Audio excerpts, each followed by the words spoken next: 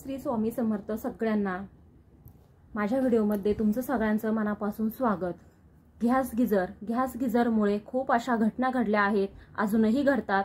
आपण जर दुर्लक्ष केलं, आपण जर लक्ष दिलं नाही सर्व्हिसिंग करायला, आपण जर वेळ लावला किंवा आपल्या लक्षात राहिलं नाही तर खूप मोठा प्रॉब्लेम होतो। काही वर्षापूर्वी माझ्या बाबतीत असंच झालं, खूप मोठा प्रॉब्लेम झाला होता। मी बेशुद्ध झाले होते।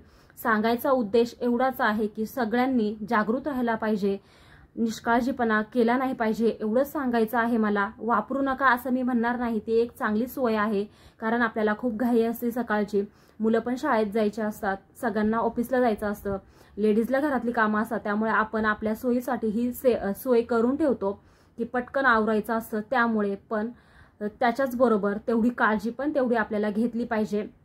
माझ्या बाबतीत खूप मोठा प्रॉब्लेम झाला होता, माझा जीव वाचला। त्यामुळे मी एक व्हिडिओ पण अपलोड केला होता मागे। काही कमेंट पण अशा आल्या की ताई तुम्ही लाईटवरचा गिझर का नाही बसवला, गॅसचा होता आमचा त्यावेळी। लाईटचा पण तेवढाच मोठा प्रॉब्लेम होतो जर आपण काळजी नाही घेतली, त्याबद्दलच थोडं सांगणार आहे। सांगायचं एवढंच आहे सगळ्यांना की काळजी घ्या, जास्त वेळ आंघोळ करत बसू नका, आणि बाथरूमची जर विंडो जर लहान असेल तर हवा कशी येणार आतमध्ये, त्यामुळे तुम्ही सिलिंगचा छोटा फॅन असतो तो सुद्धा तुम्ही बाथरूम मध्ये बसू शकता।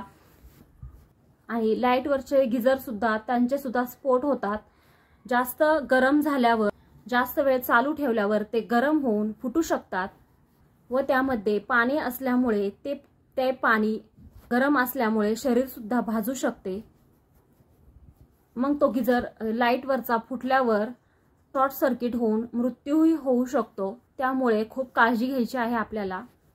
खाऱ्या पाण्याचे पुरवठा असणारे गिझर दर 2 वर्षांनी रिस्केल केले पाहिजे, अन्यथा शॉर्ट सर्किटचा धोका जास्त असतो।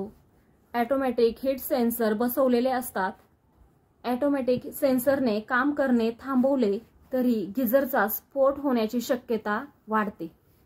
गिझर घेताना हा नामांकित ब्रँडचा निवडा, त्याच्या वॉरंटी गॅरंटीकडे लक्ष असू द्या, रेटकडे लक्ष असू द्या, चांगल्या क्वालिटीचा गिझर घ्या, त्याच्यावर असलेले ISI मार्क चेक करा।